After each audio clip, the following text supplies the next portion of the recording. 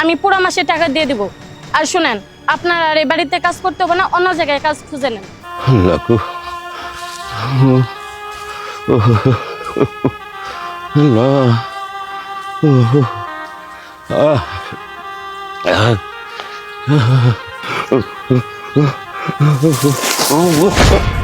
আরে মুরব্বী, উঠেন উঠেন।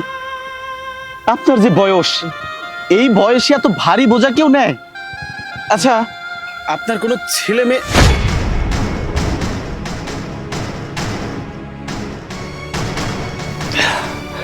আব্বা, তুমি?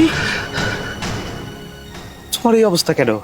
বাবা, সবই আমার কপালের দোষ। তাহলে এই বোঝার টানুম কেন এই বয়সে? আব্বা, বাড়িতে না কাজের লোক আছে, তারপরেও তুমি এই বোঝা টানছো কেন? শুনবি বাবা? তাহলে শোন।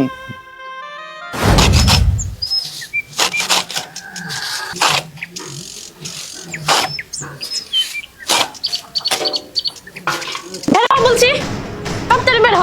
বৌমা, এটা কি করতেছো তুমি? একটা কথা বলবি না। আয়,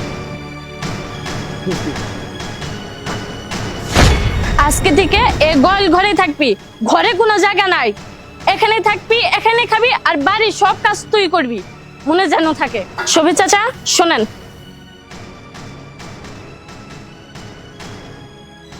আপনার আর এই বাড়িতে কাজ করতে হবে না। যা কাজ এই বুড়া বেড়া করবো। আর আপনার তো মাস শেষ নাই, সমস্যা নাই, আমি পুরো মাসে টাকা দিয়ে দিব। আর শুনেন, আপনার আর এই বাড়িতে কাজ করতে হবে না, অন্য জায়গায় কাজ খুঁজে নেন। বৌমা, তোমার শ্বশুরে তুমি দেখতে পারো না ওইটা আমি জানি, তো আজকে যে অত্যাচার করলা এটা কিন্তু বৌমা বেশি হয়ে যাইতেছে। বাবা যে যদি শুনে তাইলে কি অবস্থা হইব ওইটা তুমি জানো? ওইটা আপনার জানার দরকার নাই। আপনি কাজের লোক, আপনি কাজের লোকের মতো থাকেন, আমাকে উপদেশ দিতে আসেন না। বৌমা, উপদেশ দিলাম না, যেটা সত্যি ওইটাই কইলাম।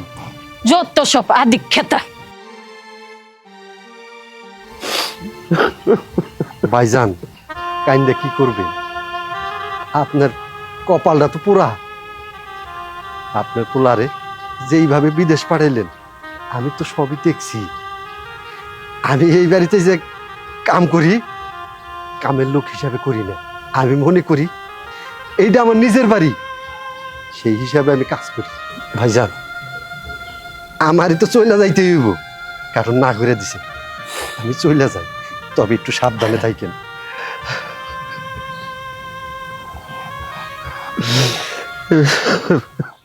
বাড়িতে এত কাজকর্ম, মায়েরারে যে দেখতে যাবো, মায়েরারে দেখতে যাইতে পারি না। বাড়িতে যে এটা মন চাই এটা আজকে মাইয়ার বাড়ি যাইতাছি, 15 দিন এক মাসের নিচে আর বাড়িতে আমু।